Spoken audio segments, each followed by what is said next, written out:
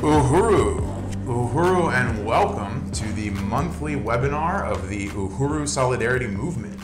The Uhuru Solidarity Movement is the mass organization of the African People's Solidarity Committee, which is the organization of white people formed by and working under the leadership of the African People's Socialist Party. We organize in the white community to build principled solidarity with the struggle of African people inside the US and around the world for their national liberation, self-determination, and social and economic justice. Our work revolves around reparations to African people, recognizing that we as white people sit on a pedestal of 600 years of the oppression, slavery, genocide, and colonialism that built the United States and Europe at African and indigenous peoples' expense. We benefit from this reality, and it is our responsibility to rectify our bloody and violent relationship to the oppressed peoples of the world through reparations and material solidarity with Black power. My name is Jamie Simpson, and I'm a member of the Uhuru Solidarity Movement, and I'm really excited to be here tonight in this magnificent St. Petersburg, Florida Uhuru House. And I'm excited to be joined by comrades from the African People's Solidarity Committee and Uhuru Solidarity Movement. But before I introduce our guests tonight, I'd just like to salute the leadership of the African People's Socialist Party, Chairman Omali Yeshitela.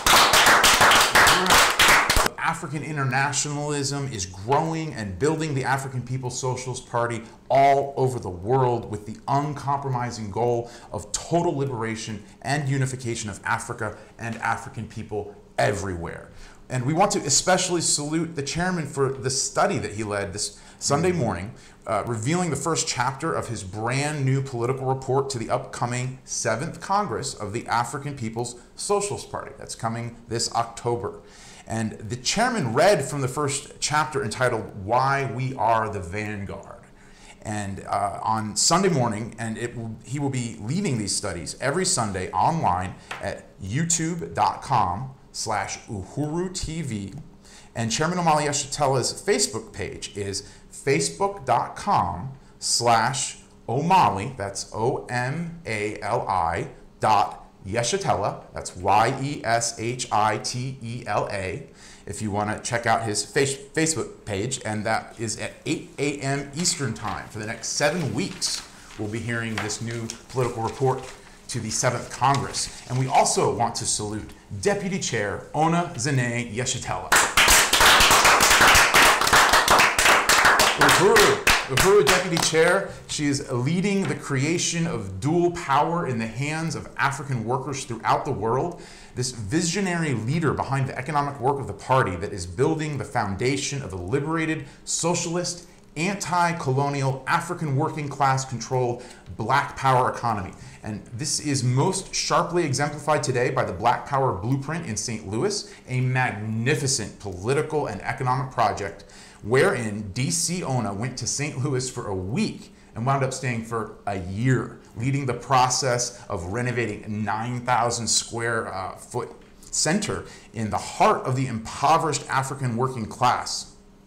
And this 9,000 square foot abandoned building was transformed into a beautiful Uhuru House Black community center in the heart of the impoverished African working class neighborhood on West Florissant Avenue in St. Louis.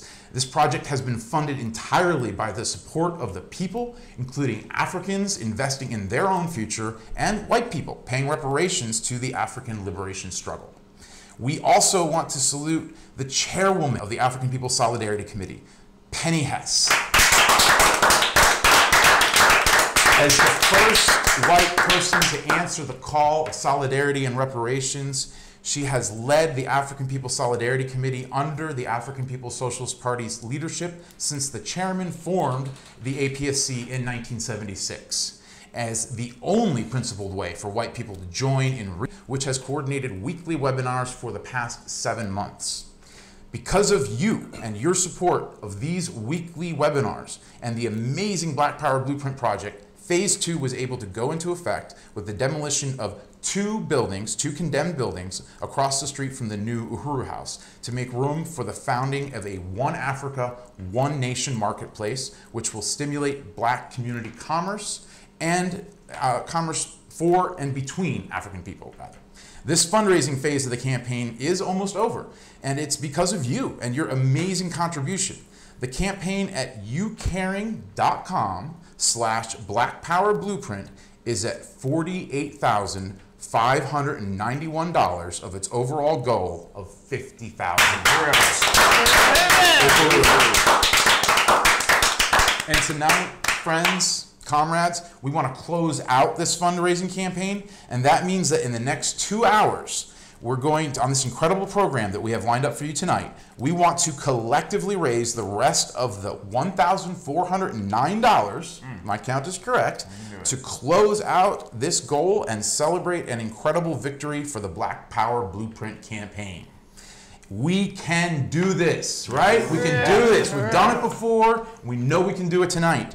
But don't wait, please. If you have the ability, start donating now and share this page through whatever format you're watching, be it YouTube, be it Facebook. Please share it with a friend. Encourage friends to donate. And again, you can do that now by going to youcaring.com/blackpowerblueprint and make your contributions now.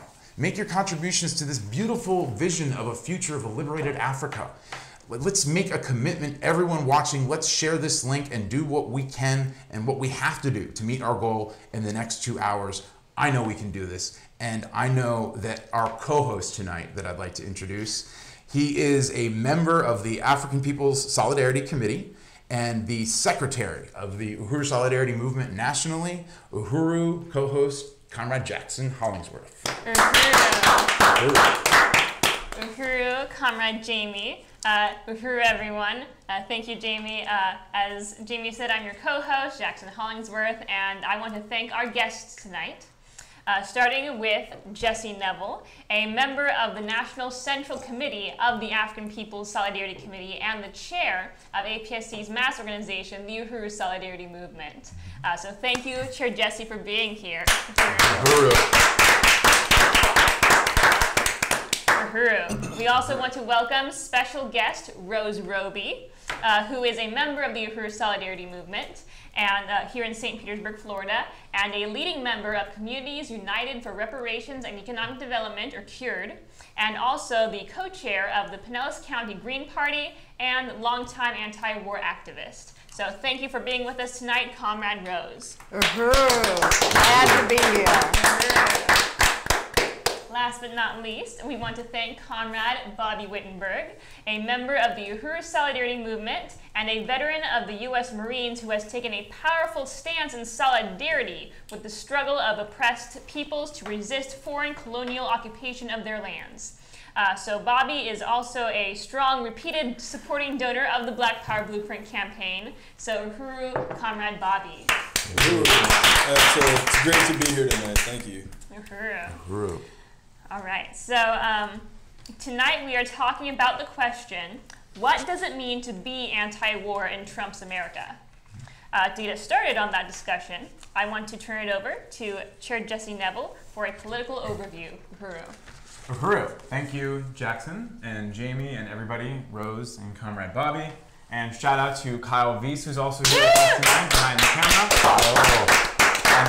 I want to join in the salute of our leadership, Chairman Amalia Shatella and Deputy Chair Onizanea Shatella, and salute the incredible Black Power Blueprint project that has already transformed the African working class in St. Louis, Missouri, and has served as a beacon and inspiration to oppressed peoples all over the world and to white people who have been moved to, we've heard white people say that the Black Power Blueprint is the most positive thing, the only positive thing happening on the planet Earth, and it's been a groundbreaking project, and I just really want to salute the power of the African working class as exemplified by the leadership of the African People's Socialist Party and Chairman Amalia Shatella and Deputy Chair Onizanea Shatella. And I also want to give a shout out to Chairwoman Penny Hess, who people who watch the weekly webinars of the Black Power Blueprint see Chairwoman Penny every week on those webinars, and she's been leading this reparations funding campaign. So really want to salute Chairwoman Penny and all of you for watching. And before we discuss the overview, I did want to mention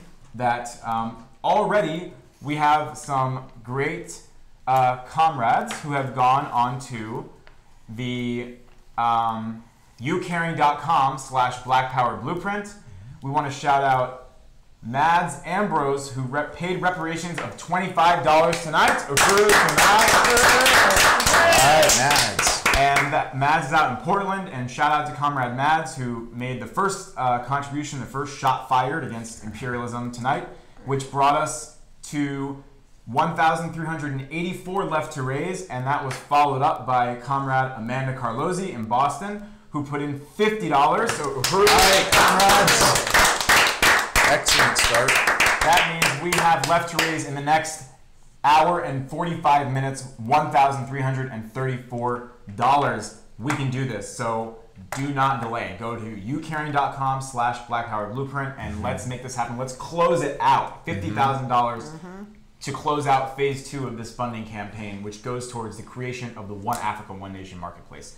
So we're talking about the issue of war and peace and anti-war and the anti-war movement in Trump's America, quote unquote.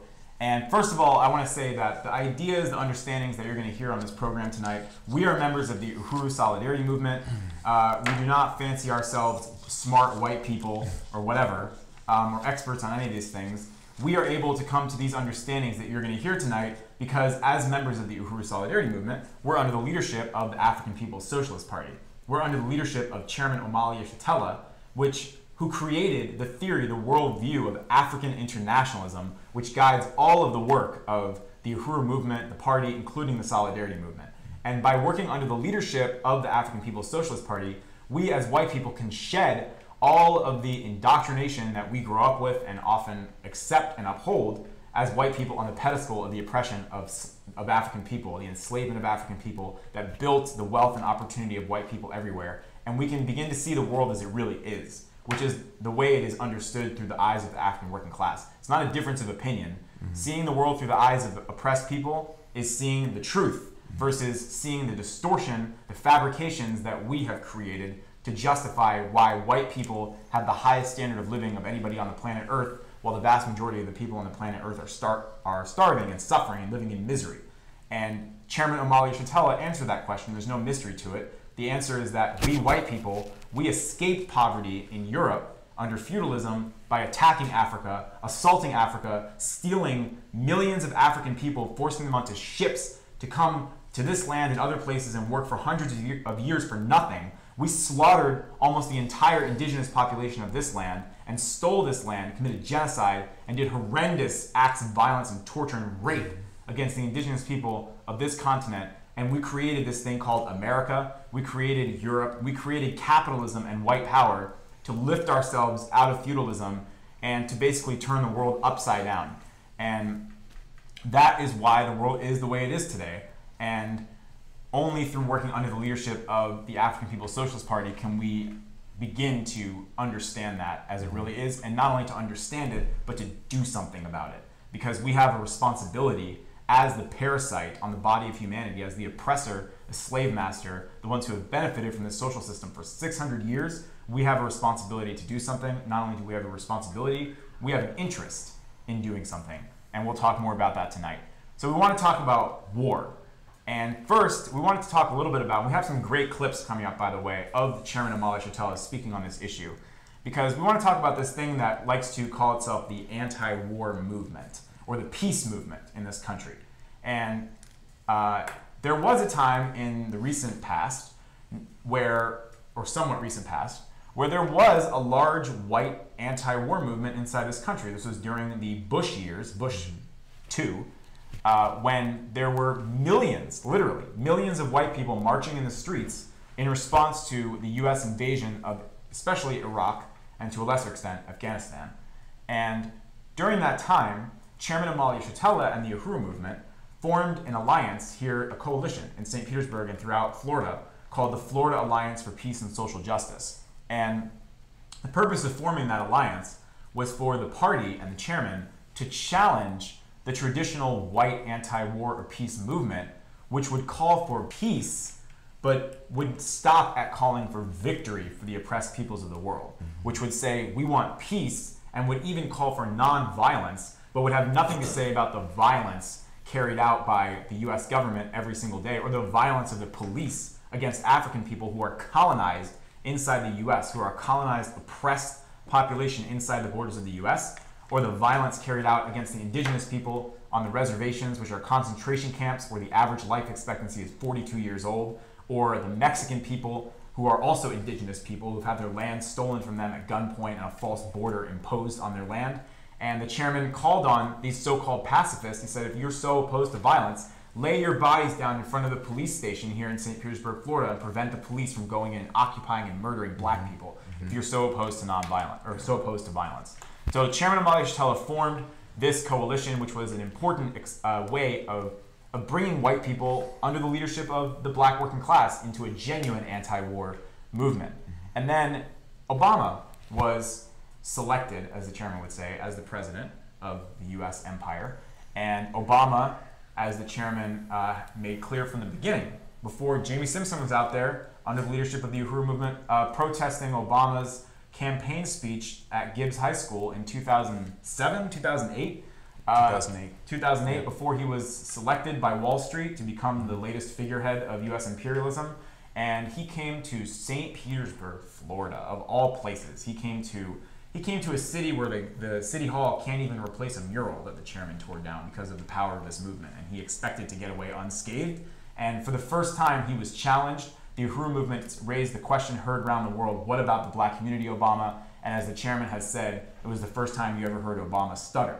So Obama was white power in blackface, as the chairman exposed from the very beginning, when it was very unpopular to say that. The chairman said it, he exposed it, and he said it's neo-colonialism. It's no different from these puppet leaders that get put up throughout the African continent to basically take over the management of the white power system built on the oppression of African people. And after Obama was selected as the US president, the white anti-war movement vanished overnight. It was gone. It was gone. And that was not because the wars came to a halt. To the contrary, Obama was Bush on steroids. Obama cranked up the war machine 100-fold. And that really made it clear that this whole white anti-war movement during the Bush years was not really about opposing US imperialism. It was about opposing a Republican president. It was basically an electoral mass mobilization on behalf of the Democratic Party to rev up the base to get ready to vote out the Republicans at the next election. And it was around this time, however, while the white anti-war movement packed its tents and things and went home, the African anti-imperialist movement was loud and clear. And the first organization to protest Obama was not some white peace group. It was the Black is Back Coalition for Social Justice, Peace, and Reparations that was formed by Chairman Omali Yeshitela in 2009. They held the first demonstration on the White House to expose and challenge Obama and Obama's wars around the world. And that coalition was comprised of many different African organizations united around opposition to US imperialism. And the chairman made clear that the creation of the Black is Back Coalition was intended to be a criticism of the white left, a criticism of the wars being waged inside US borders constantly every single day against African and indigenous people. Same peace that George W. Bush wanted, which is the peace that occurs when the Iraqi people are successfully subdued and incapable of fighting back, and when the peace on the plantation that happens when the enslaved are not rising up. That's the kind of peace that the peace movement, the white peace movement, was looking for, and the chairman tore that apart. And that was a really historic thing that happened with the creation of the Black is Back Coalition. It really was. Really appreciate that incredible overview, Chair Jesse. And now let's go to a short clip of Chairman Omali Yeshitela speaking in 2011 at a conference of the Black is Back Coalition called Conference to Stop America's Other Wars, referring to the wars that don't get mentioned by the traditional white left or the peace movement or even the imperialist media, because they do not threaten the well-being of white people and because they are fundamental to the survival of the imperialist system. So here is Chairman Omali Yeshitela.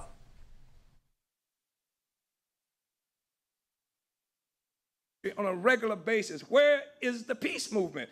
Where is that movement that talks about peace, that identifies what is supposed to be war and addresses itself to it? Why can't it address that question? Where is the peace movement when it comes to the fact that we live in this country that built on the backs of black people, African people, this country where all the wealth created on land stolen through labor stolen, where is the peace movement that cannot address the reality that right now there are more than 1 million African people rotting in prisons on any given day. And over a period of time, millions and millions cycle through the prison and jail system in this country. Where is the peace movement that demands of Africans and others of us as a condition for being supporters of our struggles, that we have to be sufficiently nonviolent, sufficiently pacifist? Where is that peace movement that can stand up without demonstrating its own hypocrisy, that while demanding nonviolence on us, do not respect nonviolence enough, that they will return all the resources stolen violently from black people, from the Indians, from the Mexicans? Something is hypocritical about that. So we want to know where this peace movement is. We say that it cannot be for peace. We cannot look at a peace that simply is stopping everything in place. That the reality is that the disruption of the peace, the primary disturber of the peace in the world is imperialism, a social system. The Black is Back Coalition is a criticism of the traditional peace movement, our existence, the traditional anti-war movement. We say that it's not enough just to recognize those struggles, those questions that disturb the consciousness, that disturb the comfort level of white people in Europe or North America as war. That war abounds, that every time we look up and we see Amadou Diallo or Sean Bell, every time we look up and see police murder in the streets of this country against our people, we are looking at war. That when we look at the poverty of the masses of African people whose labor built this country, we are looking at war. This is war. Where is the peace movement that cannot recognize the war that's being made against Africans, Mexicans, that kind of peace movement, that kind of peace? So the Black is Back Coalition is a criticism of that notion. We're not interested in peace just when it comes to dealing with issues that make North Americans, Europeans, white people uncomfortable. We live in a state of permanent discomfort.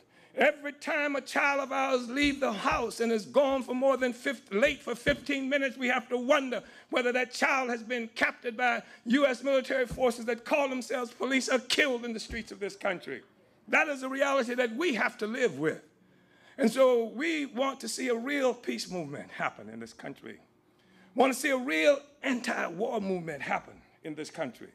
We want to see a peace movement, an anti-war movement that is so willing for individuals so willing to lay their bodies down, to destroy a missile that's going to be used in some other country, an anti-war movement, peace activists who are so willing to lay their bodies down in front of tanks that's going to be deployed in Afghanistan or Iraq, to be able to do the same thing with police precincts that where the police cars are moving into the African communities in this country. We reject a notion of peace that excludes the war that's been made against our people and that's been made against the vast majority of the other peoples around the world. Uhuru. Welcome back. That was the amazing Chairman Omali Yeshitela speaking in 2011. And now here we are, 7 years later. Donald Trump is president of the United States. And while there's not exactly been a renewed energy in the anti-war movement, the Democratic Party, which has found other mass outlets to mobilize its base, such as the Me Too movement and the March for Our Lives, there is a lot of concern and anxiety, including from white people and white liberals, about what Trump's administration represents, with many even suggesting that the ascendancy of Trump represents the rise of fascism in the United States. We will be discussing that later tonight. But before we discuss Trump's America, let's look at the legacy of Barack Hussein Obama that preceded the Trump era. And now we're going to turn it back over to Chair Jesse for that analysis. Uhuru, Jamie, thank you. So that was a great clip from the chairman, and we want to talk a little bit about Obama because, I know you don't like Trump, and some people don't even like to say his name, so they refer to him by 45 and things like that. And I understand you, and the chairman definitely talks about Trump is a representation of the crisis of imperialism, and how Trump represents a fracturing of the white ruling class and white power. But in many fundamental ways, the chairman also points out Trump is a continuation of the Obama legacy. On many fundamental questions, it's, you from, the chairman said, white power and blackface to white power and orange face in the form of Donald Trump. It's not that different. It's not that different on some of the fundamental questions. Let's look at it.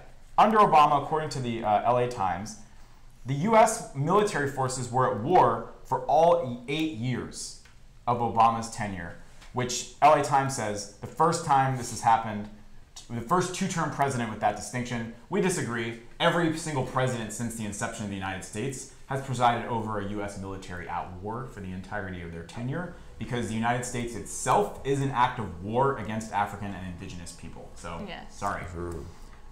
He launched airstrikes or military raids in at least 7 countries: Afghanistan, Iraq, Syria, Libya, Yemen, Somalia, Pakistan, amongst others. These are just the overt wars, not to mention the many covert wars, the expansion of AFRICOM that happened under Obama. The administration built secret drone bases and other facilities in Africa, the Middle East, added troops and warships in the Western Pacific, and moved troops and equipment to Eastern Europe to counter Russia. This was all under Obama. Obama is the king of drones. He is the one who went all the way with the drone strikes. There were 10 times more airstrikes in covert war by Obama than under George W. Bush. 10 times as many airstrikes. Obama embraced the U.S. drone program, overseeing more strikes in his first year than Bush carried out in his entire presidency. 563 drone strikes targeting Pakistan, Somalia, and Yemen. We heard the stories. They would bomb a wedding in Pakistan, and then the people who survived would be at the funeral for the people who died, and they would bomb the funeral. This is the drone strikes that the U.S. carried out against the people of Pakistan, which is supposedly a U.S. ally. So that's how they treat their allies. So you can imagine how the rest of the world is being treated. And not only did the U.S. wars abroad rage with horrific intensity during the Obama administration, the other wars, the ones the chairman says are actually the fundamental wars around which all others revolve, without which all others would be impossible, raged with intensity under Obama. The war against African people inside the United States. You saw young African men, according to the Guardian newspaper, were killed by police at a higher rate than anyone in 2016. And black males aged 15 to 34, 9 times more likely than other people in this country to be killed by police. And we saw statistics like every 16 hours, an African man, woman, or child was gunned down by the police or white vigilantes during the Obama administration.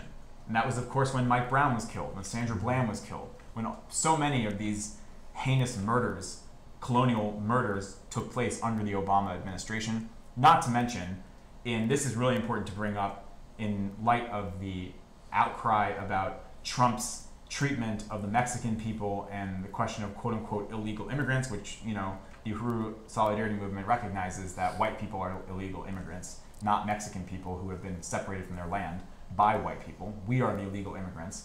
But that being said, the Trump is really vilified by the liberals and everything for wanting to build a wall and having this horrific stance towards the Mexican people, which he obviously does. But Obama deported more people from this country than any president in U.S. history, than any president since the U.S. stole half of Mexico in the late 1800s. Obama deported, between 2009 and 2015, 2.5 million people.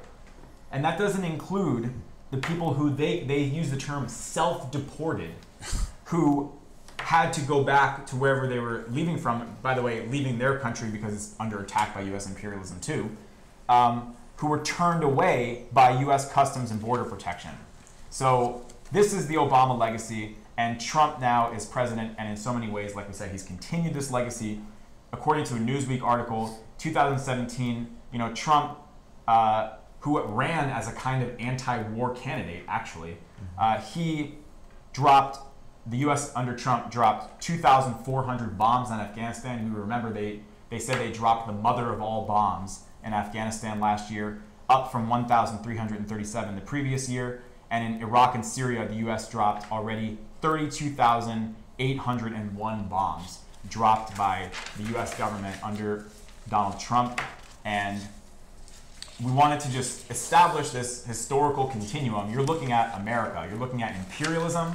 You're looking at white power. Trump is America. Barack Obama was a figurehead for America. Bush is America. War is America. Mm-hmm. If you're anti-war, you have to be anti-U.S. imperialism. Otherwise, we're not really anti-war.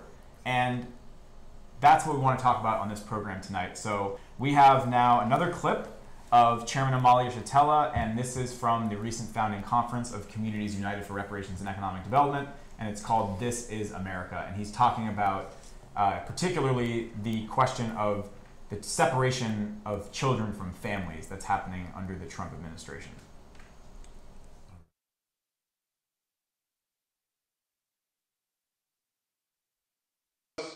You've heard the uproar about Trump separating the children from their families. And I've listened to liberals on the radio, on TV, sometimes pundits, who are saying that Trump is really better this time because America will not stand for children being separated from their families like this. And then I said, don't they know that I'm watching this? This is America. There's inhabitants are scattered across the globe as a consequence of children being separated from their families. But it's something that they can ignore. Here we are, half of Mexico stolen and done for. Children separated from their families. Half of Mexico. Here we are in a land again where the indigenous population living in concentration camps that they call Indian reservations. You tell me America? America? What's America are you talking about? That won't tolerate children being separated from their parents. And what else can you expect? You have to expect to get it. The problem, of course, is that the majority of whites have been blinded to this reality that everybody else on the planet Earth experiences. They don't care about the Mexicans. This is the contest between the ruling class, sectors of the ruling class,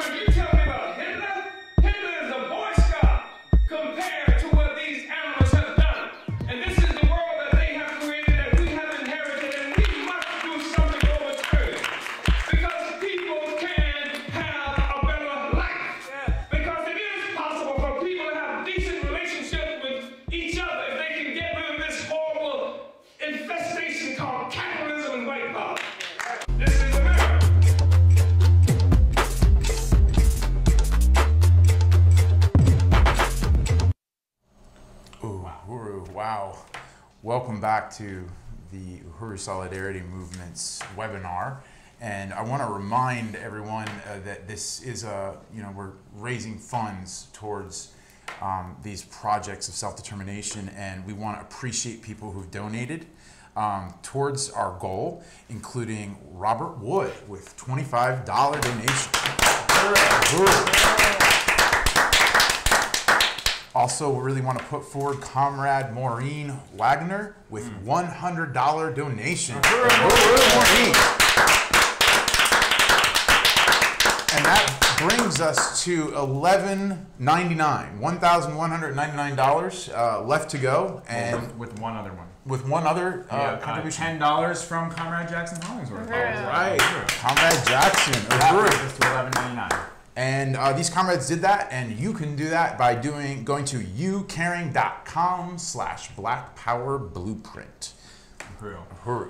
Whoa, I just want to give a shout out to Alyssa Afonina. If you haven't heard the beautiful statement that Alyssa made that was played on the webinar last week, you should go to uhurusolidarity.org and check that out. Alyssa is a very powerful member of the Uhuru Solidarity Movement and repeated contributor, supporter of the Black Power Blueprint. And tonight, Alyssa put in $100 of reparations towards the Black Power Blueprint.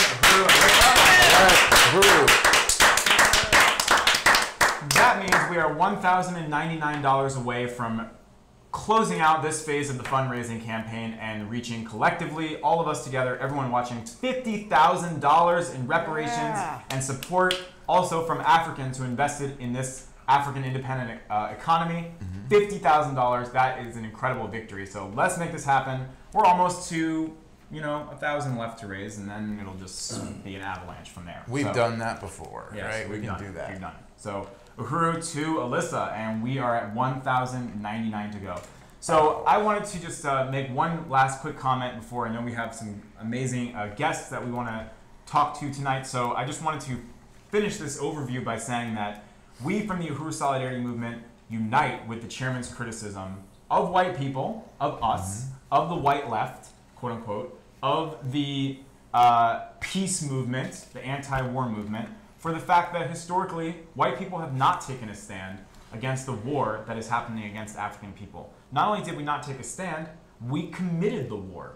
We carried out the war. Before there was a US military or a US police force, there was us, regular old white people who went out in broad daylight in the thousands and tortured and lynched and mutilated African people every single day in this country for over 100 years at the turn of the century. And there's a book called 100 Years of Lynching that documents thousands of cases, primary sources, newspaper articles of thousands of cases where white people went out and lynched and tortured African people, and no one was ever arrested or put on trial for that. That's war. That is war.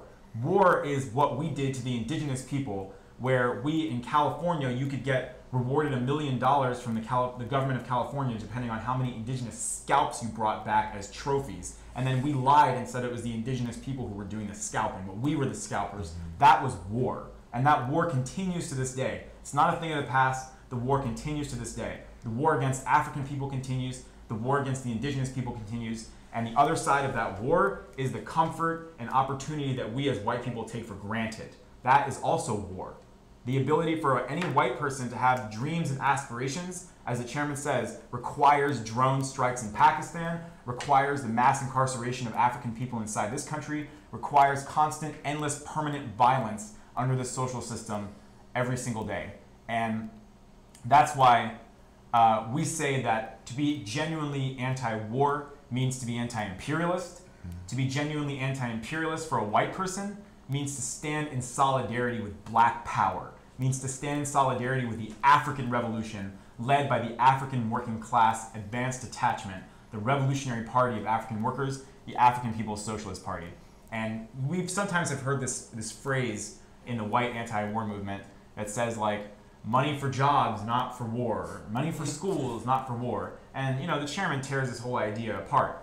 Like, as if the problem with war is that the US government is not managing its resources wisely, and they should make some resources available to the poor oppressed people inside this country and stop killing them in other places throughout the world. And, as the chairman points out, neither in times whole thing is built on stealing resources from African people. And we're not about reforming this system. This is about overturning this social system once and for all, wiping it from the face of the earth so that the peoples of the world can live in genuine peace. In genuine peace. Not peace for white people, not peace for imperialism, but the peace that happens when imperialism is crushed and when oppressed peoples are no longer oppressed and have their freedom and self-determination. And for us, the stance of anti-war has no higher expression than reparations to African people. Reparations to the Black Power Blueprint in St. Louis, which is a resistance, an active, courageous resistance to war in the form of gentrification and colonialism in St. Louis, the place where Mike Brown's body was left to bleed for 4.5 hours. That's war. And we're not saying stop the war. We're saying victory to the oppressed peoples. And we are part of the war. Reparations is part of the war. Reparations is part of a military, a strategy is attacking the economic life of the oppressor. That's reparations. Reparations is choking the economic life of white power because it's part of the transfer of resources from the empire back to the colonies, back into the hands of oppressed peoples, not for charity, but to forward their struggle to get it all back.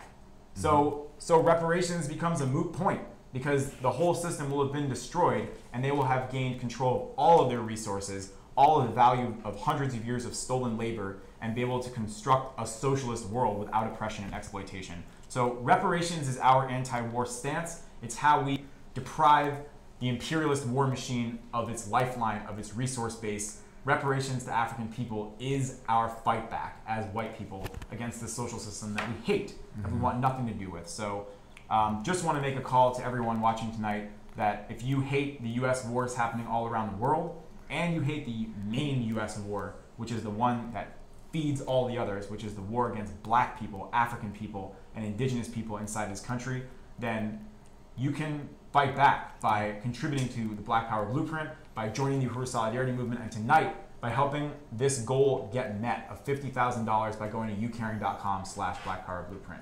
Uhuru. Uhuru Chair Jesse of the Uhuru Solidarity Movement and the African People Solidarity Committee, thank you for that really powerful overview and for those powerful clips of Chairman Omali Yeshitela.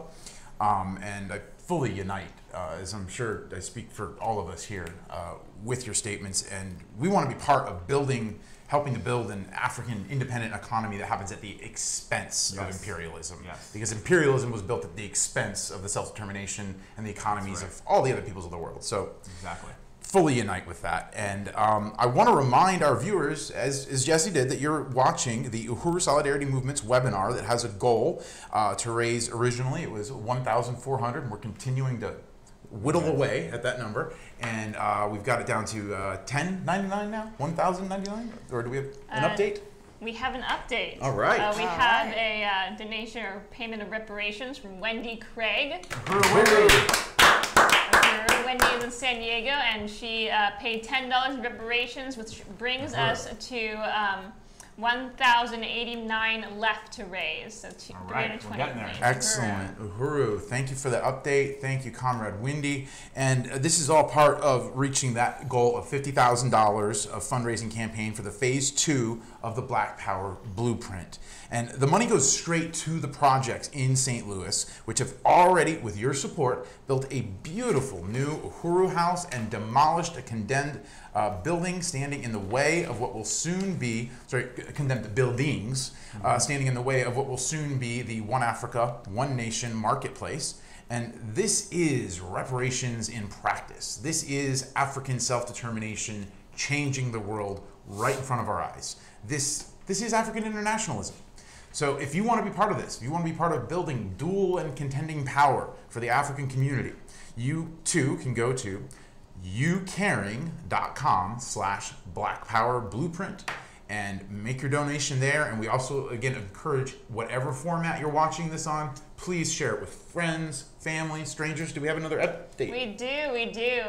Jesse Call in Seattle, $25 in reparations. All right, Jesse. Uhuru. It's fantastic. So now we want to turn. How much is left now? Yeah, do we have a total? We have 1,604. All right. Go.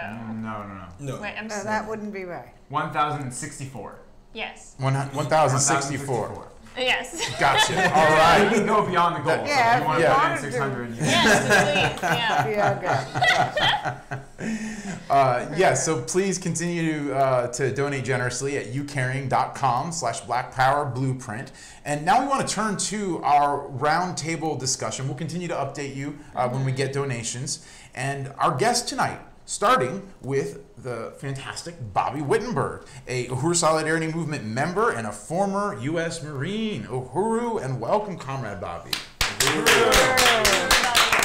Thank you again for being with us tonight. You were a U.S. Marine deployed in Iraq. Now, when you came back, you spoke out against the war and you became an activist. And you've spoken about that on webinars before. Now, what were your experiences in that anti-war movement that you joined, or the so-called peace movement? Yeah, well, I had started to have some questions, about things like while I was still in the military, about the war, about America, that it was very rudimentary, and, I struggled after getting out quite a while, coming back from such a situation. A lot of people struggle, and I came to a point where I started to, that struggle started to become very political for me. And I began to develop an interest in doing, something about like these contradictions that I'd started to see in society. And it made a lot of sense to me to look at things like, the war in Iraq. And then I, began to, ask questions about, this was around the time of Operation Cast Lead, that I started to be like, well, wait a minute, like if what we're doing in Iraq, if I know that that's wrong and I'm starting to have questions about that, then like what are we doing, what is Israel doing in Palestine? Why are we helping them to do that? Right. And I started going to these protests and everything. And and somebody had introduced me to one of those veterans anti-war organizations, Iraq Veterans Against the War. It's called something else now. I can't remember. But so I got involved, and I thought like, okay, this is great. This will be the thing that like these anti-war movement, peace movement things will like end the war and whatever. But as I was more involved, like I could tell like these are very like they wanted to have these like big tent so you'd have like libertarians and liberals and Democrats, and they had these points of unity that were very very surface level. And I started to and again I hadn't come to an African internationalist understanding at this point, but I knew like you can't just have these sentiments that you want the war to be over and appeal to the morality of the United States, and if you get enough people to walk around holding signs or whatever, then they'll be like, oh well, like I guess we're done, I knew that there were deeper issues that we had to challenge, and that we had to talk about imperialism, that we had to talk about colonialism, that we had to talk about what I identified then as racism, but I come to understand as like the just the ideological underpinning of colonialism. And the actions that we would do and all those things, I actually got like really burnt out and discouraged, because like we'd put all this effort into organizing these spectacles that weren't connected to any real movement that could do anything about it. And then of course it wasn't long at all after Obama came into office that the whole thing just kind of like felt like people weren't even interested anymore, because like somehow it's funny how the way that liberals morality sometimes changes depending their political analysis changes depending on who who was in office, and they decided that Democrat bombs are okay, I guess. Yeah. Yeah, that led to like kind of before coming to African internationalism, like it kind of led to a period of where I didn't really know what to do, because like this was this was what I'd been involved in, the anti-war movement, the white left, and it was going nowhere. And it wasn't it wasn't until I found the Uhuru movement and African internationalism that like I could kind of put then all those pieces together and see the the whole picture.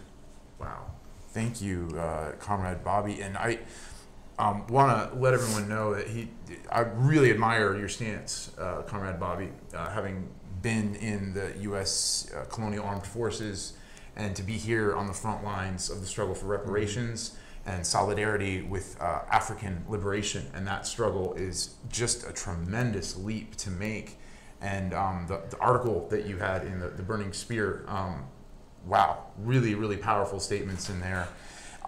You're a member now of the Uhuru Solidarity Movement. You're here, you're part of the process. As a veteran, why did you join the Uhuru Solidarity Movement of all the different organizations out there? And I know you kind of hinted at that. But could you sort of pinpoint it down and in a way that speaks to other veterans who might be looking for a way to stand against U.S. wars, why USM works for you? Sure. The Uhuru Solidarity Movement is the only movement for white people who want to take a principled stance of material solidarity with colonized and oppressed people, paying reparations and working under their leadership. And it just, it was kind of like I was saying, like these other organizations, like there was nothing to them, like you can go around, you can hold your signs, you can have other people hold your signs, and you can create these spectacles and everything, but if there's nothing real behind that, if there's no thrust behind it, if there's nothing there to actually like go about deconstructing colonialism, it's all for nothing. And I in the Uhuru Solidarity Movement, I found a movement that is like truly revolutionary, truly communist, truly anti-colonial, and is helping to build dual and contending power under the leadership of the African People's Socialist Party, with these like projects and campaigns like the Black Power Blueprint, Black Star Industries, so, I mean, like I'm a veteran, like I used to be in the Marines, but, all white people are veterans in the war against the colonized and oppressed people of the world. We before there was the like what I was in, I just joined the formalized, version of what all of us are. We're all like right now we're sitting in Florida. We're all we're all occupying land right now. And we were the lynch mobs, we were the slave patrols, we were the the volunteer militias that went out and slaughtered indigenous people. And so this relationship isn't just reconciled by having good thoughts and feelings about some vague like white socialist line regarding that. Like there has to be something material that's done to like overturn that relationship, and what that means concretely for white people is joining the Uhuru Solidarity Movement under the leadership of the African People's Socialist Party and paying reparations. And that's my advice to veterans. That's my advice to all white people. Join the Uhuru Solidarity Movement under the leadership of the African People's Socialist Party. Uhuru. Thank you, Comrade Bobby, for that incredibly powerful statement. You always bring this warrior spirit to where it's most needed. And we really appreciate. And I did want to say one more thing. I'm telling people to pay reparations and whatever. So tonight I'm gonna give $300. Wow! I'm gonna return $300. Wow! Material solidarity just coming out. This is beautiful. Thank you, Comrade Bobby. powerful statement, powerful stance of reparations to the African working class and African liberation. Now let's turn to another amazing comrade. Tampa Bay anti-war march last summer, and that was to oppose the U.S. war in Syria.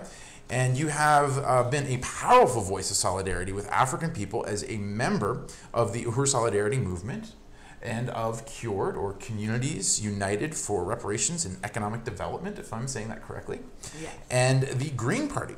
Now, Rose, you were involved in the campaigns as well, the electoral campaigns last summer to elect Comrade Jesse for the role of mayor, and Comrade Akile Anayi for City Council District 6.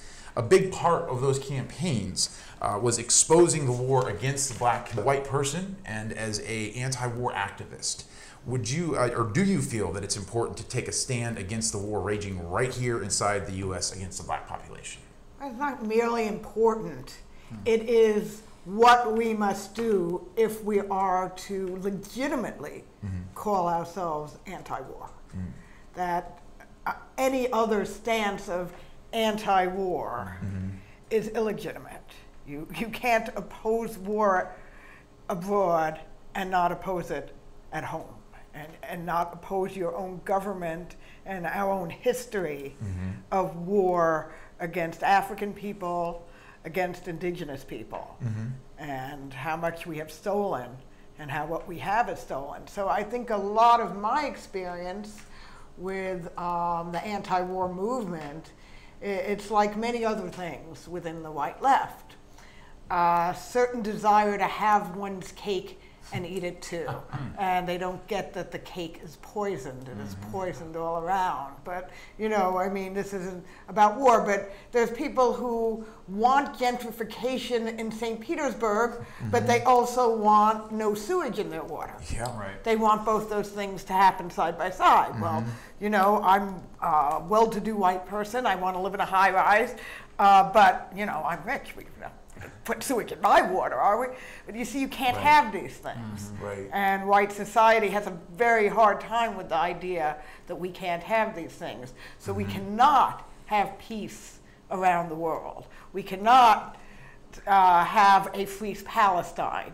We cannot have a free Middle East, a free world, while we also turn a blind eye to the belly of the beast, which is right here. We are right on the front line. Yes. You know, right here. So I consider this, you know, in some ways the most important statement I can make as an anti-war activist, which, you know, it does sometimes cause conflict with, you know, within the Green Party, because there's a core of pacifism that kind of comes off the Quakers, which actually the Quakers were instrumental in the, you know, development of the Green Party.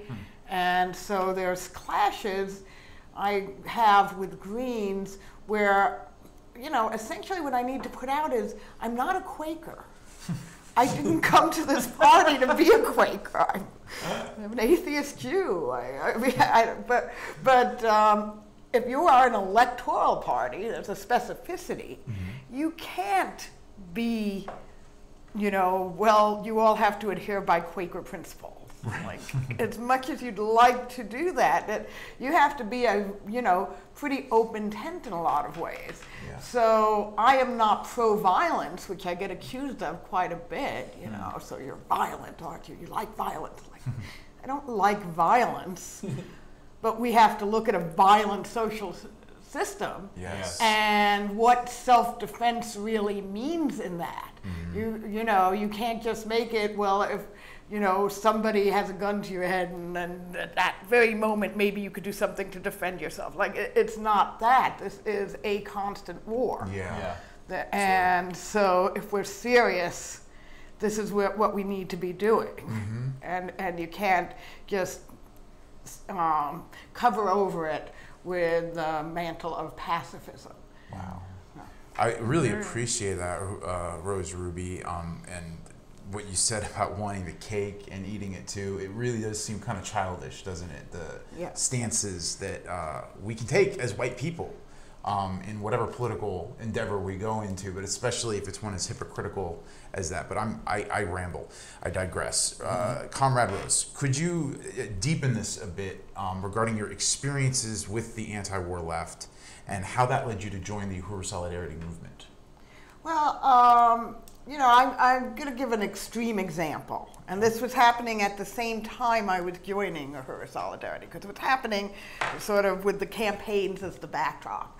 But a new member joined our local, and he was an older white man, and he was drawn to my anti-imperialist stance, or so he said. You know, he actually found us online. He saw something I wrote on Facebook and thought it was clever, as sometimes people think of the things I say on Facebook. Oh, she's clever, isn't she?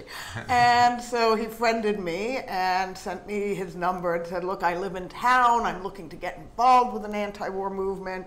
And, you know, I'm co-chair of Pinellas Green, so I'm going to say, hey, come join our local. You know, that's part of what you do. And this was just around the time that we had just endorsed Jesse and Akile in the races. And he was clearly disturbed about it. But as we went on, I was starting to understand just how disturbed. Like, at first, you know, and because we're a big tent, I couldn't quite say, well, you know, go, leave. But, and actually, after the Hilton debate, while I was sitting at the breakdown of the debate, the Tampa Bay Times famous fisticuffs article, yes, and he said this to me, did you see what they did? And I was like, good God. So they being the Uhuru movement? Yes. As the aggressors. Yes, did you see? Like, oh, God. And you were at that debate. Yeah. Do you want to sum up for the viewers what the instances that you're talking about? Yeah, it was the Hilton debate last year, and Jesse and Akile basically made the debate happen. They didn't want a debate. They wanted everybody to say and smile and say, forward, not backward. Right. You know, and everyone. Yeah. You know, the pier. Right. It's going to be awesome, you know. So this is what they were looking for that debate to be. And we made it into something else, and not a single fisticuff was fisted, or whatever, that didn't sound right. But there was no violence at this, but it got intense at times. Well, except the police. The people. I meant cuffs. I meant on our part. Right. Yeah, that's what I meant. There was no violence coming from our part. There was, but it was a need for a strong voice against, you know, a very white power colonialist mindset that was not just on that stage, but within that room. Yeah. And they were scared because they had not seen something like this before, and they didn't know what to make of it. So we were at the kind of, one might almost say the after party of this, but I get this text, you know, did you see what the Uhurus did? I just ignored it, like, oh, good God, leave me alone. And later that week, he sent me something by phone with the note, I'd really like to discuss this article with you. I agree with a lot of it, and I think we should talk. And I open it, and it's called The Truth About Slavery. I think that was the title, and yeah, it's not good. It was almost beyond a defense of slavery. It was like a glorifying of it, and it was just vicious to African people, like sort of a sense of, well, you know, they can't make it on their own without. And it was horrible. It was just horrible. And I'm looking at this, and my husband's like on the computer, at first not noticing me, and then he kind of sees me on the phone. I can't believe he would send me this. And there's a second, my husband's like, what did he send you? You know? I was like, no, it's not that. That would have been better. Better than what he sent me. You know, I see my husband's eyebrows kind of going, well, what is this you're looking at? I was like, this is was horrible. He sent me a pro-slavery piece. I can't believe he would do this. And I wrote him back, like, why would you think it was okay to send me this? Well, I think we should talk. I said, we should not talk. And in terms of the Green Party, our tent is not that big. We are not a big enough tent for a white supremacist. You are not welcome to return. Before the blocking, I got one last text from him that said, I am not a white supremacist. And that was the last I would ever hear of this man. And he disappeared. I blocked him on Facebook. I blocked him on my phone. Wow. But, okay, he's an extreme example. Right. I think that's true. But, when I think about the way he was particularly admiring of the way I was a Jewish woman who was opposed to Zionism. And, I'm very anti-Zionist. Well, that's 7,000 miles away from us. And so he had the luxury to come off as though he cared about the Palestinian people, but he never cared about the Palestinian people. That's a poser position of, but when it's happening right here, we're stealing the dome. We put the dome on the gas plant district that we intend to take back. But we will take back, absolutely. And so if you're saying, well, the Israelis, or so-called Israelis, are stealing Palestine, we're stealing right here, right here at home. 600 Land years is being stolen, it has been stolen, and it's continuing to be stolen. So, like I said, an extreme example, but there's just too much of what we call the white left who hides behind that. And, I think that if you're watching this tonight, you got to remember that almost immediately white power is willing to open their wallets. So we need to be that force. That's why I'm saying, look, give. And if you don't have it to give it anyways. Okay? Because if they can make that happen, if they can do such evil, it is our job to be the force that's going to return what is stolen, and we will all be liberated in that. Uhuru. Thank you so much, Comrade Roby. That was a really powerful statement. And Chair Jesse, while we're on this topic of the white left and the concerns, let me just get right to the point. Yes, Jamie. Jesse, are you afraid of fascism coming to America? No. No. I'm not. But before I answer that question, I would like to give a shout out to our wonderful audience tonight. First of all, how many people do we have watching? Kyle, behind the camera there? We have 4 on YouTube and 25 on Facebook. Shout out to Comrade Kyle for doing a great job. And shout out to all of you who are watching on YouTube and Facebook. We're glad to have all of you with us tonight, and we want to congratulate our amazing audience tonight because together we have already surpassed half of our goal for tonight with contribution from Comrade Bobby Wittenberg as well as Shane Lees, who put in $5. Uhuru to Shane.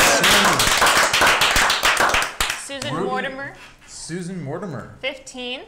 Susan Mortimer, 15. Go ahead. Marissa Laufer, 25. Uhuru, Marissa. And as Chair Jesse was about to announce before I interrupted him, Lisa Watson and Rosie Tans, $100. Uhuru. And we have Ruby Gittleson at $25, which means that in the first hour and 15 minutes of this program, we have raised $815 of our goal. Give us a round of applause, people. This we're is not people done. power. No, we're not. $594 left to raise in the next 45 minutes to close out phase 2 of the Black Power Blueprint Reparations Funding Campaign that has been an incredible campaign from day one that all of you have been a part of. And tonight we bring this phase to a close and reach $50,000 in reparations to the Black Power Blueprint. So go to ucaring.com/Black Power Blueprint and make a contribution towards the goal tonight, $594. left to raise. So I just wanted to appreciate Bobby and Yes. Rose. Yeah. And those were great statements, and I know we have more coming up. So I'm really excited about being on this program with you all and honored to be here. And I know you asked me a question about fascism that I'm ignoring, but I'll get to it, I promise. But I just wanted to say something about what you were just saying, Rose, about the issue of Israel and Palestine. Yeah. And we're going to actually have some events in August about that Rose will be a part of. So because we want to discuss this more, that first of all, that we understand, being under the leadership of the party, the Uhuru movement, that Israel is an illegitimate white nationalist colonial settler state. There's no such thing as a two-state solution where you have colonizer and colonized somehow coexisting. That does not make any sense. The colonizer lives at the expense of the colonized. And Israel is a white nationalist, illegitimate colonial settler state. And so is the United States, That's right. by the way.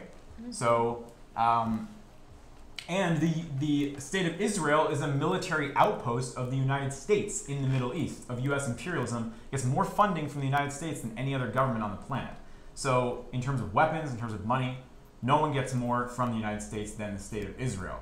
So there are Jewish people in this country who obviously, it's been ingrained into the Jewish identity for white people in the United States and Europe to be loyal to Israel, to uphold Israel. Zionism has become deeply impressed into the Jewish psyche, like as part of being a Jew. But there are some Jewish people who are becoming increasingly disillusioned, who are extremely disturbed by things like Operation Cast Lead, Operation Protective Edge, quote unquote, and all these other genocidal operations by the Israeli military against the people of Gaza and the West Bank. And there are also Jewish people who are taking a stand beyond that in solidarity with the right of the Palestinian people for total liberation of their land. And there are many of us even in the Uhuru Solidarity Movement. And I read that, there were the birthright program where Jews can go to Israel, quote unquote, and see their homeland, quote unquote, is starting to vet applicants more thoroughly now, because they had too many instances where young Jews were going to Israel and breaking off from the birthright program to join Palestinian militant resistance, or Uhuru. So I do want to say Uhuru to you Jews out there who would ever consider doing that, but I want to save you a flight because you're already in Israel, called the United States of America. And like Rose said, if we are really interested in seeing an end to the colonization of the Palestinian people, then you have to slice the head off the monster. And that's U.S. imperialism. There's no way it's going to happen in one tiny place of the planet Earth, one isolated place. The whole system has to go. And the only social force that is capable of wrecking and destroying this imperialism and building a new world that will be a place where all peoples, including the Palestinian people, can regain control of their land is the African working class. And that's not, people say, well, why are you so obsessed with talking about Africa and Africans? And it's not because we like, quote unquote, like Africans more. It's because imperialism is built on the backs of African people. It's just a science, it's just algebra. It's just a scientific thing. Like, the system is built, here's the system, here's African people. The system is oppressing all other peoples on the planet Earth, but it sits on top of the oppression of 1.5 billion African human beings. And resources. The US military machine would literally stop tomorrow if the US was deprived of access to the minerals and other resources of Africa. That's right. And the oil. They need that. They need that. The US military needs that to function. So if you want to free Palestine, reparations to African people. If you want to free anybody on the planet Earth, if you want to be involved in the liberation of Syria or the Korean people, I support Korea. We in the Uhuru Solidarity Movement, we stand in solidarity with the people of Korea, with the so-called North Korean government, the Democratic People's Republic of Korea. We stand in solidarity with the people of Syria. We stand in solidarity with the people of Cuba and Venezuela and Iraq and Iran and Palestine and all of the oppressed peoples of the planet Earth, because we are under the leadership of the African People's Socialist Party. Because we stand in solidarity with the African Revolution that's going to destroy imperialism once and for all. So fascism. So I think the chairman has addressed this quite a bit, that what we call fascism is when white power does to us in some small measure what we do to everybody else on the planet Earth, as a matter of fact, every single day under the status quo of colonialism. And that's just the truth. I mean, that is very true. I mean, you need look no further. We're talking about the Jewish question than the Nazi persecution of Jews in Europe in the 1930s and 40s. That the word genocide did not exist in the English lexicon until the UN Convention on the Punishment of the Crime of Genocide created that term to define what happened in Europe by white people to white people, in this case Jews. The word genocide did not even exist. And genocide was happening all over the planet Earth when Germany went into Namibia and exterminated almost the entire Herero population in Namibia, and while, by the way, Hitler was still in diapers, so he was not involved in that. There was no word for genocide. When we were lynching African people throughout this country, when we slaughtered the indigenous people, there was no word for genocide. When King Leopold of Belgium went into Congo and slaughtered millions of African people, and that has happened even more recently. 10 million Africans have been murdered in the Congo in the last 15 years, and that is not considered genocide. That's just life. That's just what is supposed to be normal. So we're not afraid of fascism because we understand that it's colonialism that has to be overturned, and colonialism is responsible for all the suffering on the planet Earth, even, as Rose suggested, even the suffering of white people. So no, we're not afraid of that. Uhuru. Thank you, comrades. Before we finish our roundtable discussion, I want to turn it over to Jackson again. Make sure it sounds like we have some people to thank. We do have some people to thank. And so with the donations or returning reparations from Ali Ayello, $25. Wendy Snyder, $15. All right, Wendy. And Allison Haney, $25. All right, Allison. Raised $880, remaining to raise $529. Right. We can do this. We can do this. Uhuru. And so my phone is loading right now, and I will read the comments. But I also want to encourage everyone watching, if you have not given reparations, return reparations tonight, youcaring.com/blackpowerblueprint. And if you have paid reparations already, consider giving again to make our goal to finish phase 2 of the Black Power Blueprint fundraising campaign. And salute to everyone who contributed for the new Uhuru House Community Center in St. Louis, Missouri. To everyone who contributed for the tearing down of the 2 condemned buildings across the street from the new Uhuru House, for the One Africa, One Nation Marketplace, for the Gary Brooks Community Garden. And there also is going to be erected a flagpole and a beautiful, beautiful, large African flag, the same size as the one here in St. Pete at the Uhuru House here. I want to appreciate everyone, and I want to read these comments from everyone. Going back, let me see, to Robert Wood, who said, the St. Louis Uhuru House is beautiful and truly inspiring. Uhuru. Some person named Jackson says Uhuru means freedom. The U.S. is an attack on the freedom of the indigenous peoples, African people, and the majority of the peoples of the world. Down with U.S. imperialism and reparations now. Alyssa Afanina said Uhuru. And Jesse McCall said Uhuru. Marissa Laufer, white people must destroy the pedestal that all white people benefit from with returning stolen resources and building solidarity with Black Power. Uhuru. Lisa and Rosie say, stop the war on the African community, build the Black Power Blueprint in St. Louis and everywhere. Uhuru. This is a blueprint for everywhere. Yeah. Shane Lees says, I am sorry, I cannot donate more. I only make $11. Well, you know, we do what we can, and also we have access to resources as white people. So, ask your thank you. family. Yes, thank you, Uhuru.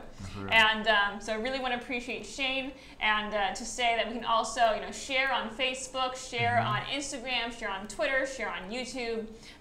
Tell your friends, text your mom and dad. Let everyone know that this. About this project, and that they can continue to donate at youthcaring.com/blackpowerblueprint. Even if you're watching this later, once you get off work or whatever, or watching it tomorrow, you can still continue to donate at youthcaring.com/blackpowerblueprint. So thank you, Shane. And then Ruby Gittleson says, Uhuru, unity through reparations. Wendy Snyder, proud to support Uhuru. Allison Haney, Uhuru, thank you for this powerful analysis that shows so clearly that if we're serious about ending our violent society, we have to unite with the anti-colonial struggle led by the African working class. Reparations to African people, death to imperialism. Uhuru. And Janice Cant just gave $50 in reparations. Uhuru. So remaining, we have $479. Yes.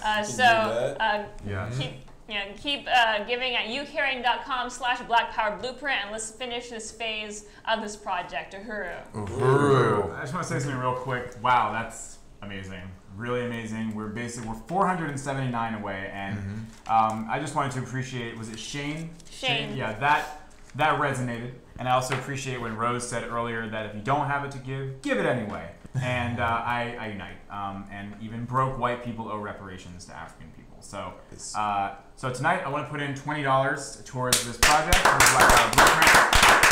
And I want to say that brings us to 459. What an odd number. 459. We can definitely raise 459 in the next 34 minutes. I am smugly confident about that. I think we can. I think as another broke white person who supports reparations, I'm going to do at least $15 tonight. All right, at least 15. Hopefully more than that. And I really appreciated all those comments and different people supporting their own interests. This is a collective effort. Yes. And how we do this matters. And I think it's just a brilliant, beautiful vision of socialist economy really rising from the African working classes leadership. And it's just such an honor to be here. Comrade Rose. $20. All right. That's the spirit, see? Socialist competition to pay reparations. Uhuru. And I just really want to appreciate everyone watching, and that reparations to the Black Power Blueprint, which is building Black community, African control over food, clothing, housing, commerce, building a liberated African economy upon which Black power can really be built, which is combating the system of violence, of terror, of rape every day, that is fighting against gentrification, that is building Black power so that because we see police violence every day, we see the school to prison pipeline every day. African people have the right to they're controlling the education that their children have. That is this colonial system uses the school system as a weapon against African people. We see all the time article after article after article, day after day of this school is not talking about slavery, or this school says it's good, and like this textbook is saying this and this textbook saying that. The best education that you can get is being involved in the Uhuru Solidarity Movement under the leadership of the African People's Socialist Party, with the science of African internationalism from the chairman. And the Black Power Blueprint is really, forwarding this work, and that there is nothing more powerful, nothing more beautiful, nothing more hopeful than the Black Power Blueprint, which has been described as the most hopeful thing happening in the world right now, and the most positive thing happening in the world right now. Because without the Uhuru movement, without the science of African internationalism, without knowing how to be in solidarity with the oppressed peoples of the world, with African people, how to really be, quote, anti-war, you know, we don't see a future as white people because there isn't one in this system. There is not a future for anyone in this system. Certainly not for African people, certainly not for Palestinian people, for indigenous people, including the Mexican people. You know, certainly not for them, but also not for us either. White power is killing the peoples of the world. It is killing the planet. Yes. The ice caps are melting. Yep. The air is being polluted. And the white ruling class is building their bunker in this system. And so this is how we combat this system that we hate, that is awful to us too, that is responsible for, you know, even the ills that we face as LGBT people, as white women, you know, as just a white person in this system. You know, it's built on rape. It's built on violence. And so, you know, within that, we experience that as well.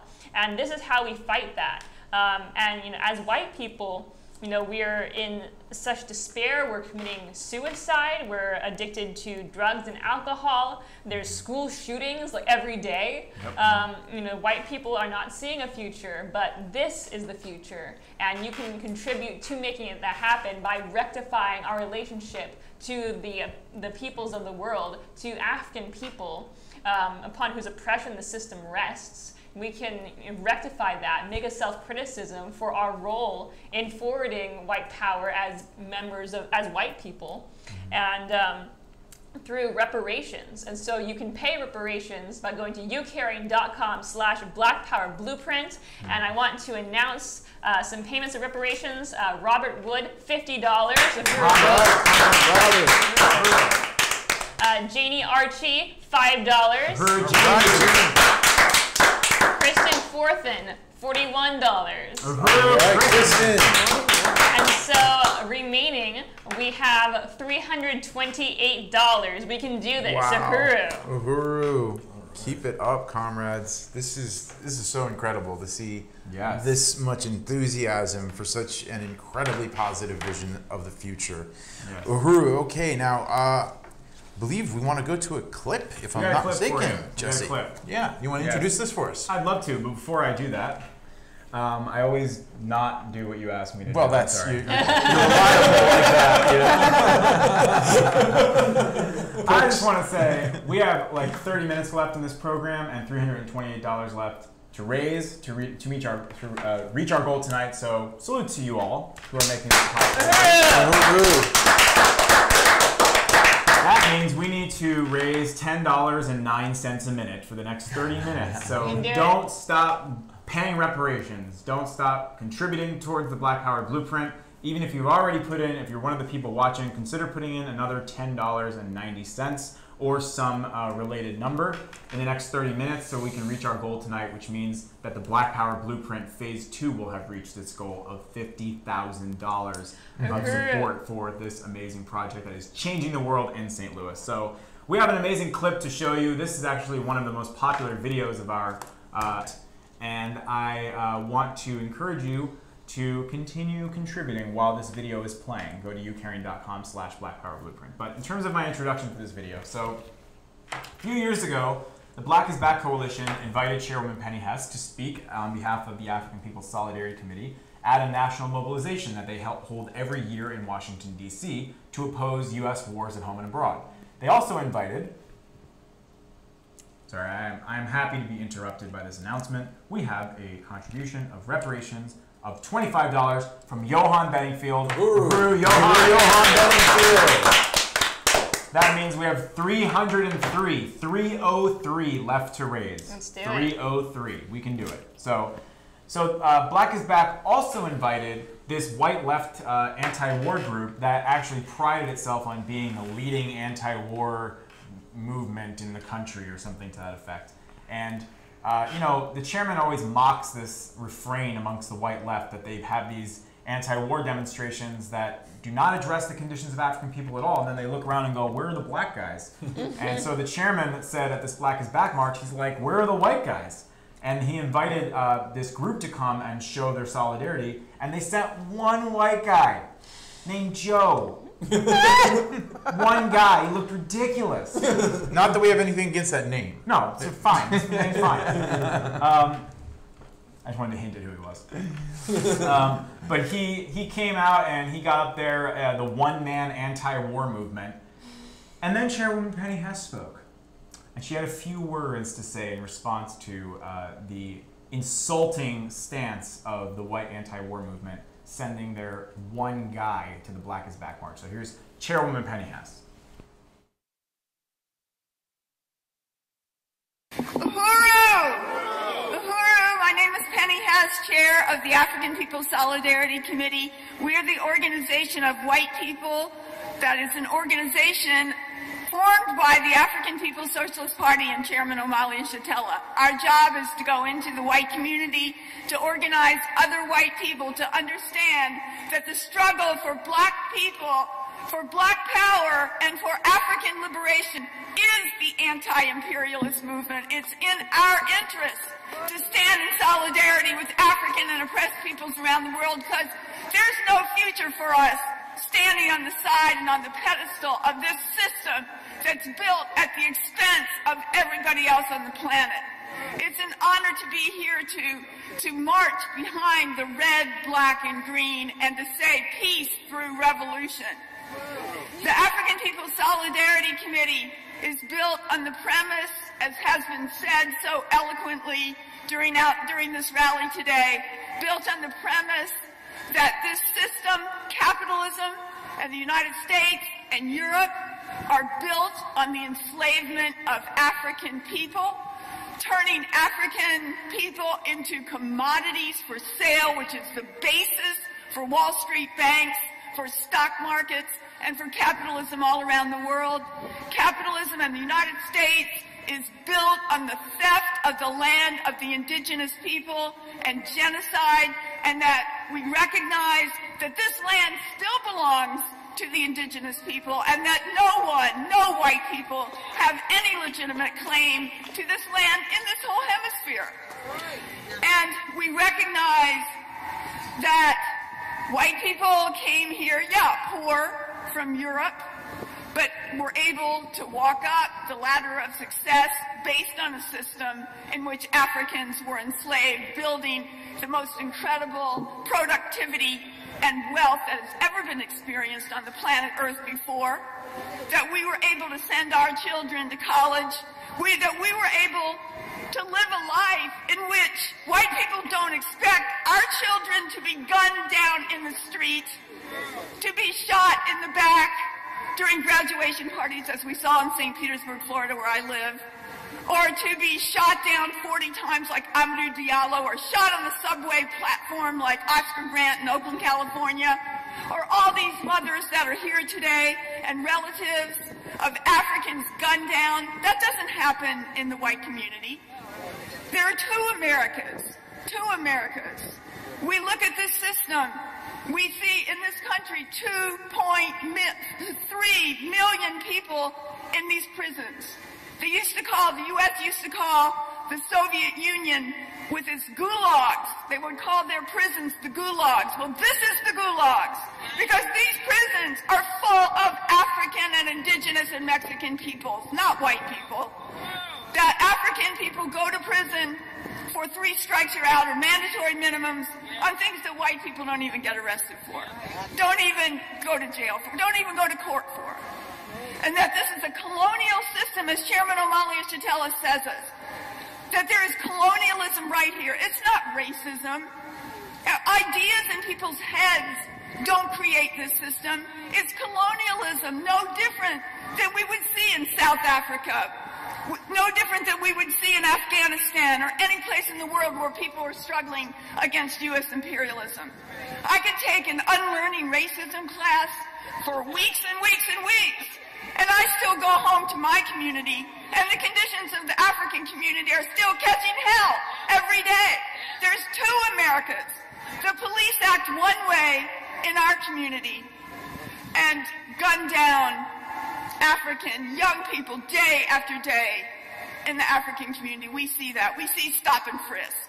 700,000 or more Africans, Spanish-speaking Latinos stopped by the police, not white people. And so this is the understandings that we take into the white community.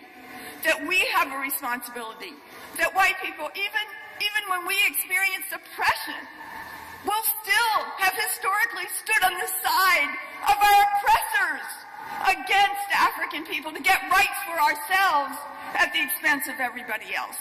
That in every occasion we have sold out the African liberation movement. We have sold out the movements of the people on the planet Earth, and especially right here inside this country. And that if we want to see revolution, we want to see an anti-imperialist stance, it's right here.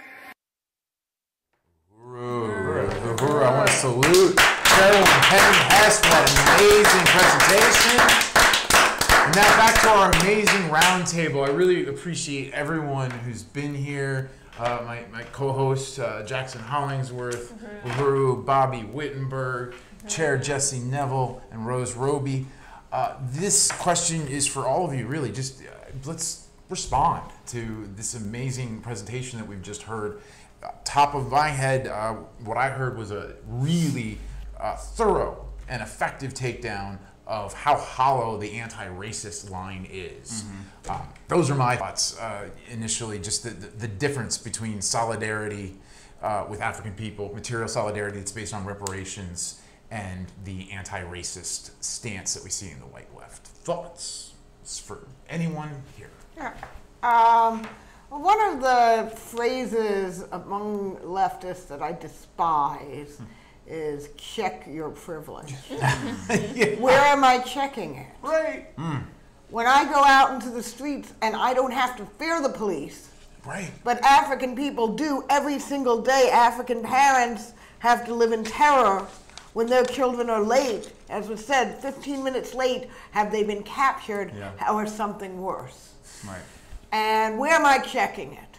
Where can we go to check our privilege? So it becomes these empty words. So like so much of what passes of the left in this nation, it becomes this empty something in our heads, something, you know, so much starts revolving around our self-esteem, you know.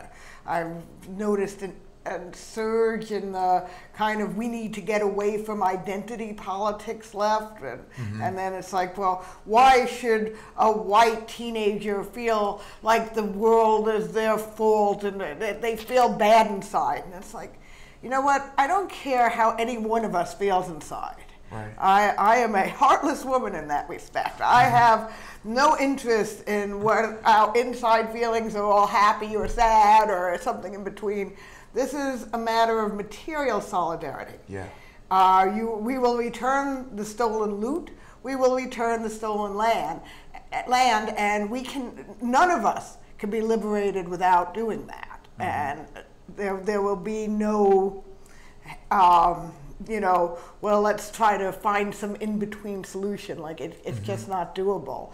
So I unite with what Chairwoman Penny has said, and this is why I unite with the Uhuru movement, and I'm proud to work under the leadership of the African People's Socialist Party. Uhuru, Comrade Rose, we're honored to have you here at our side. Anyone else with first? Yeah, Bobby.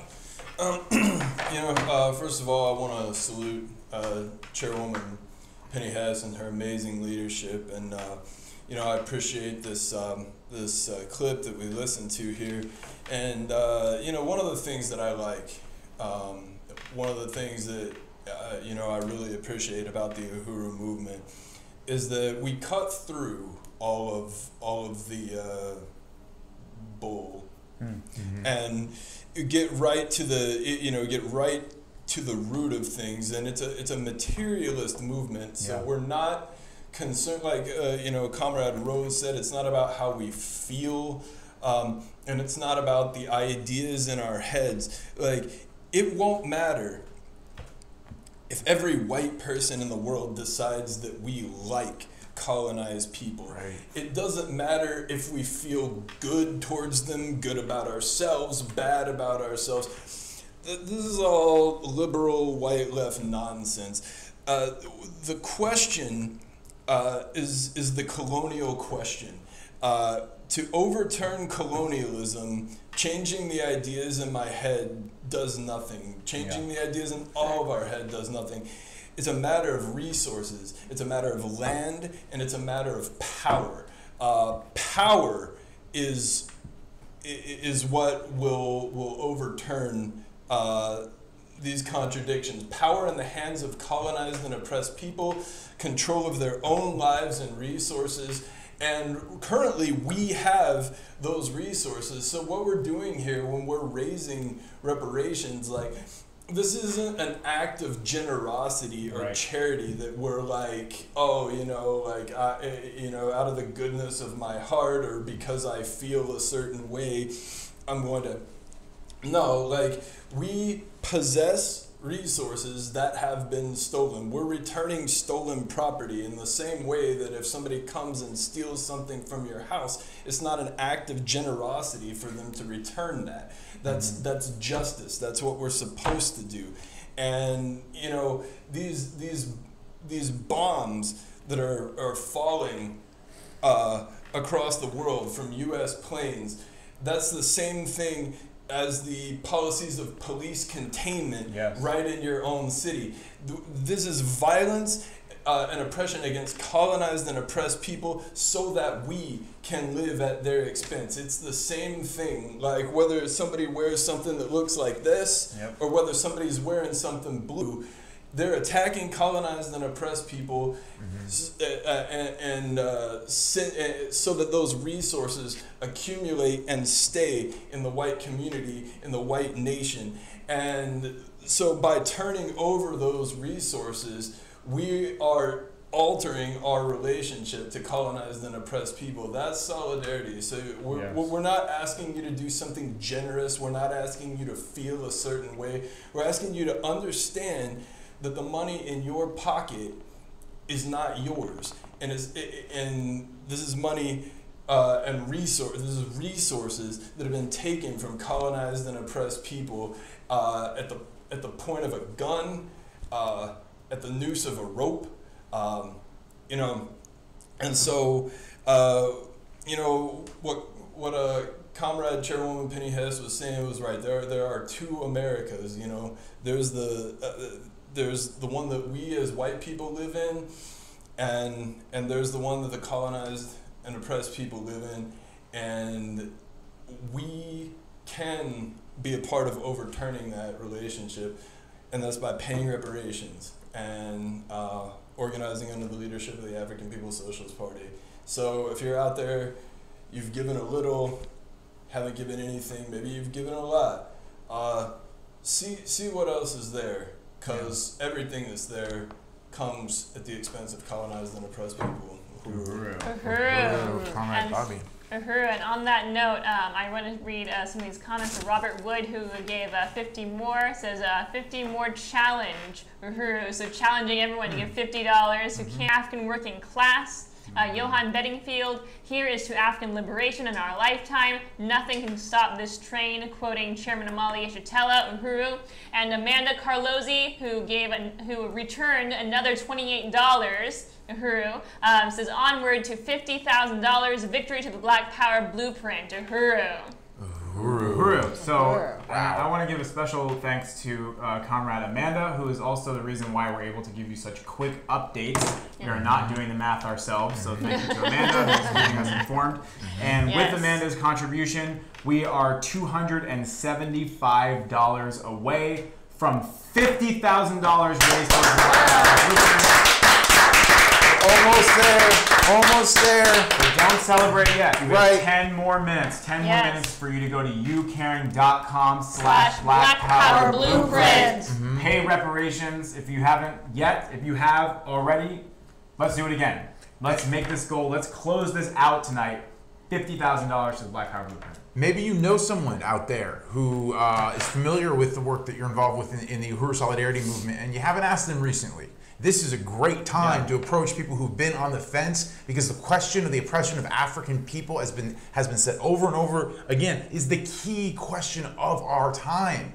Everything rests on this question. We are part of this process. of African people liberating themselves, when African people liberate themselves and have control over their own land, lives, and resources, that will be a large step in the process of liberating the entire planet. Yep. All human beings, the environment, the animals. I mean, there is no overstatement when the comrades say this is the most positive project that exists in the world today. There's no other project that has this kind of a vision, this kind of faith in human beings, and even faith in white people. The African People's Socialist Party had faith in us when we didn't have faith in ourselves. You know, the African People's Socialist Party has really put itself out there to support the Solidarity Committee. This is we're a branch of the African People's Socialist Party. We are becoming black power in white face, if you will. And this is just an amazing process that we encourage you to be part of. Thank you so much to everyone who's already given. Yes. If you haven't, go ahead and make that donation now if you haven't. If you've been watching, this is the time to do it, or to share this video, whether it's on YouTube, whether it's on Facebook. Our job is to get this out to other white people, because if we can be one, other people can be one. That's right. We know this has happened over and over again. So are there any other closing remarks that any of the comrades here want to make as we wrap up this incredible fundraising phase in the Black Power Blueprint? I just want to really appreciate the clips that we've seen. Chairman Omali Yeshitela, Chairwoman Penny Hess of the African People's Solidarity Committee, Chairman Omali Yeshitela leading this revolutionary movement, fighting for the liberation of his people and for all people.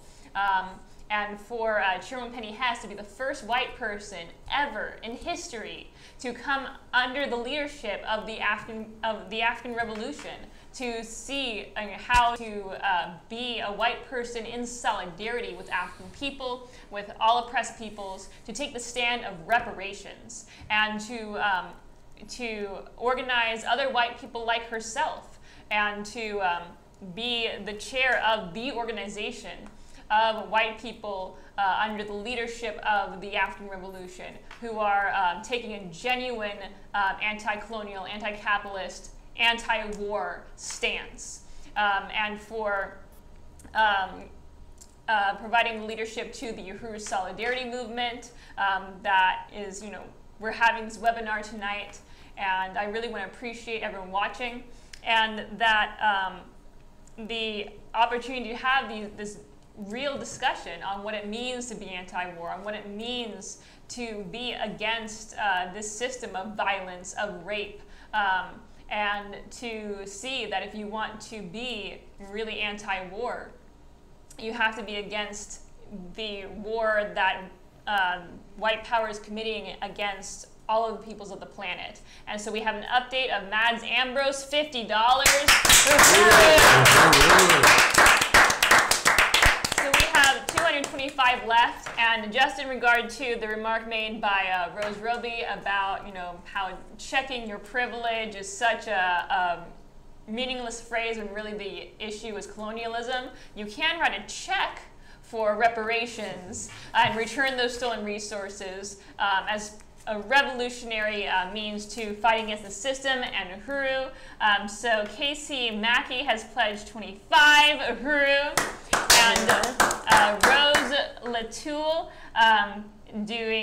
pledging 50. And so that will bring us to 150 left. Oh, 150. We can do that. Come on. 6 minutes. Yes, we can. We can do it. We have the incredible base of supporters that we can say that with confidence. Yes. And yeah, I really want to echo everything Comrade Jackson just said about our incredible supporters. Anyone else here would like to make any closing remarks before this event wraps up? Donations at oh, sorry, Rose, I didn't mean to cut you off. I mean, I just want to say that it's not just an honor to be here tonight, but it's been a real honor to have become part of this movement. I think I've spent a lifetime attempting to be in material solidarity, but as a white person not working under black leadership, I had no means to do that. So there was really no way I could make the moves I needed to make, and it was through this movement that I really understood what this meant and what what we're capable of if we're willing to walk away from white nationalism and white power and not merely walk away from it, but destroy it. Because it must be destroyed. Yes. Thank you. Thank you. Really powerful words. Comment, Rosa. Yes, Bobby. I just wanted to say, I'm looking up at Huey P. Newton's picture over here, and you hear a lot of white leftists all the time talk about, the Black Panthers and how, I wish I could have been around it. You know what? You can. Because Huey P. Newton himself stood in the Uhuru House in Oakland and said that, you may not have the Black Panther Party, but you have the Uhuru House, and you may not have the Black Panther newspaper, but you have the Burning Spear, and so they haven't really done anything by crushing one organization. You can be a part of that. And, we have the amazing leadership that we have now to be, Gazi Kodzo and DC Ona and the chairman and, the entire central committee and the entire party. Like, this is no different than being under the leadership of Fred Hampton or, Huey P. Newton, and you can tie yourself to that by paying these reparations, by giving to the back to the Black Power blueprint. And so, we have, just a short ways to go, and such a small amount. And if you really want to be in genuine material solidarity, and you want to tie yourself to something like that, help us get to this $50,000 goal tonight, Uhuru. So we have 25 pledged from Mara Ratu. So we have 125 left in these 3 minutes to raise. 125. So Robert Wood, 150.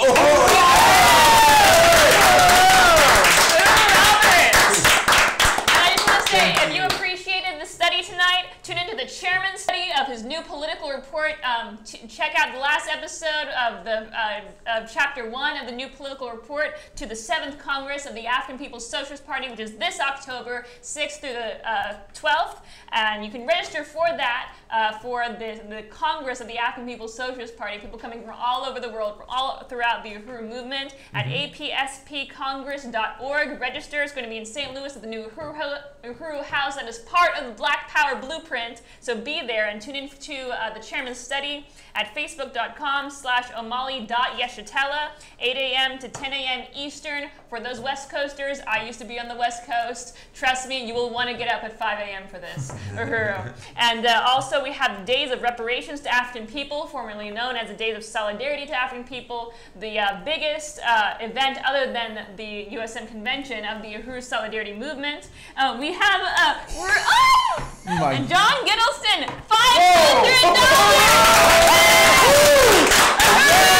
What does that bring us to? We're like way over the goal now. Yes, keep it coming. This is what it's about. African people have to be free, and will be free in our lifetime. As Che Guevara said, the revolution does not fall from like an apple from the tree. When it's ripe, you have to make it fall. As white people can help kill U.S. imperialism through reparations to African people. So the Days of Reparations to African People speaking tour featuring Chairman Omali Yeshitela will be coming to a city near you October through November of this year, right after the Congress. So stay tuned for updates on that at uhurusolidarity.org. Really appreciate everyone. Keep it coming. If you're watching this this webinar later on, you can still give ucaring.com/blackpowerblueprint. Uhuru. Unity through reparations! Uhuru! Thank you, everyone.